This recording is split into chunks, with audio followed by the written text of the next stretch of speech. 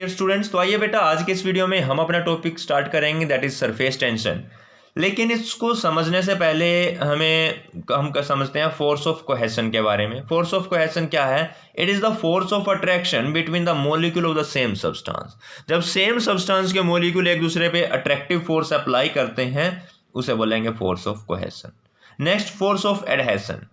जब different substance के molecule आपस में एक दूसरे को अट्रैक्ट करते हैं तो उसे बोलेंगे फोर्स ऑफ एडहेशन।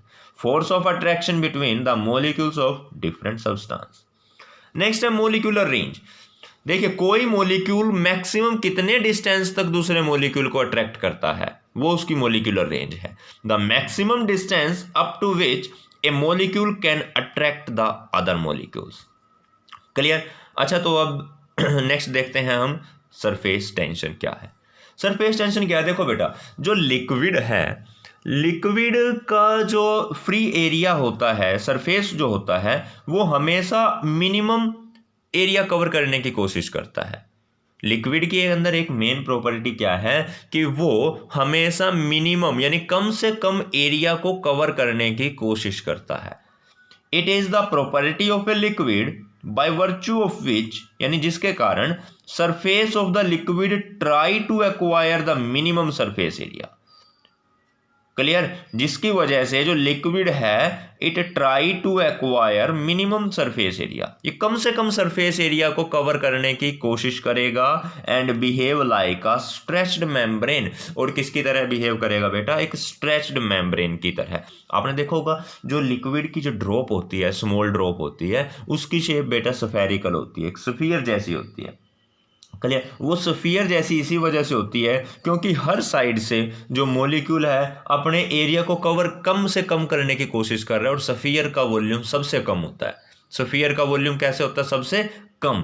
इसी वजह से वो यानी कि सरफेस टेंशन की वजह से लिक्विड की ड्रॉप कैसी होती है? स्फेरिकल होती है, क्योंकि ये मिनिमम एरिया कवर करने की कोशिश करता है। क्लियर है? अच्छा, अब देखो, मान लो एक लिक्विड है, लिक्विड के ऊपर हमने कोई एक इमेजिनरी लाइन कंसीडर कर ली, दैट इज ए बी।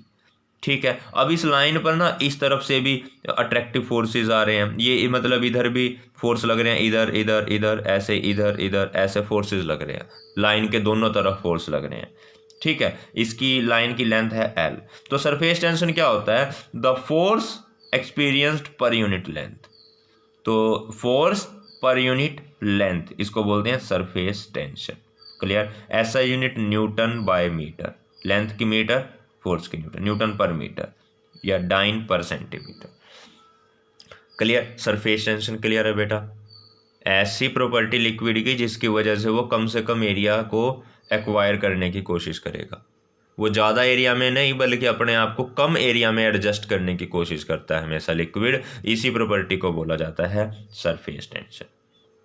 अब समझते हैं molecular theory of the surface tension. अब देखिए बेटा, ये molecular theory of surface tension क्या है? देखो, हम 3 टाइप के मॉलिक्यूल कंसीडर करते हैं यहाँ पर, मॉलिक्यूल ए, मॉलिक्यूल बी और मॉलिक्यूल सी। मॉलिक्यूल ए तो लिक्विड के बिल्कुल अंदर है, मॉलिक्यूल बी लिक्विड के थोड़ा सा सरफेस से नीचे है और मॉलिक्यूल सी जो बिल्कुल एग्जैक्ट सरफेस के ऊपर है। क्लियर? तो अब देखो बेटा, ये जो मॉलिक्यूल ए है इसके ये अपने आसपास के मॉलिक्यूल्स को अट्रैक्ट करता है या इसके आसपास के मॉलिक्यूल इसको अट्रैक्ट करेंगे। बात एक ही है, ये दूसरे मॉलिक्यूल को अट्रैक्ट करेगा, दूसरे मॉलिक्यूल इसको अट्रैक्ट करेंगे। तो इसके इन्फ्लुएंस कहां तक हुआ? मान लीजिए यहां तक इस मॉलिक्यूल का जो इफेक्ट है, इन्फ्लुएंस है, वो यहां तक है, इतने डिस्टेंस तक है। तो हमने इतनी रेडियस के अंदर एक स्फीयर ड्रॉ कर लिया, यानी कि इतने एरिया के अंदर ये इन्फ्लुएंस कर सकता है दूसरे मॉलिक्यूल को। फिर ऐसे ही जो मॉलिक्यूल बी के अराउंड भी हमने एक स्फीयर बनाया और मॉलिक्यूल सी के चारों ओर भी हमने एक स्फीयर बनाया। क्लियर? अब देखो क्या होता है कि इस मॉलिक्यूल ए पर इधर से भी फोर्स आ रहे हैं, इधर से भी हर जगह से फोर्स लग रहे हैं इसके ऊपर। लेकिन जो टोटल, क्योंकि हर तरफ सिमिट्री है इसके, जितने मॉलिक्यूल्स इधर हैं उतने ही इधर हैं, जितने इस तरफ हैं उतने इस तरफ भी हैं। तो टोटल फोर्स मॉलिक्यूल ए पर कितना हो गया, 0। The net force on the molecule A is 0, जो कि क्योंकि ये मॉलिक्यूल पूरा अंदर है लिक्विड के, इसके ऊपर टोटल फोर्स तो 0 है। ओके, अब बात करते हैं मॉलिक्यूल बी की, जिसका ज्यादा हिस्सा तो पानी के अंदर है, लिक्विड के अंदर है, थोड़ा सा हिस्सा बाहर हवा के अंदर है।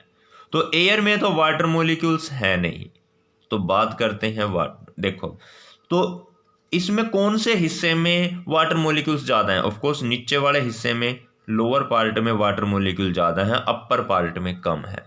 तो इसमें टोटल फोर्स ऑफ अट्रैक्शन नीचे की तरफ होगा या ऊपर की तरफ? ऑफ कोर्स नीचे की तरफ लगेगा टोटल फोर्स ऑफ अट्रैक्शन इसमें। देखो,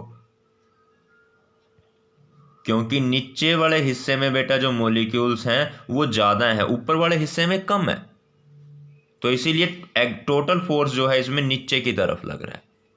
ठीक है, अब ऐसे ही इसके बात करते हैं मॉलिक्यूल सी की। इसमें अपर पार्ट में, ऊपर वाले हिस्से में तो कोई भी मॉलिक्यूल है ही नहीं, केवल इसमें मॉलिक्यूल्स कहां पर प्रेजेंट हैं?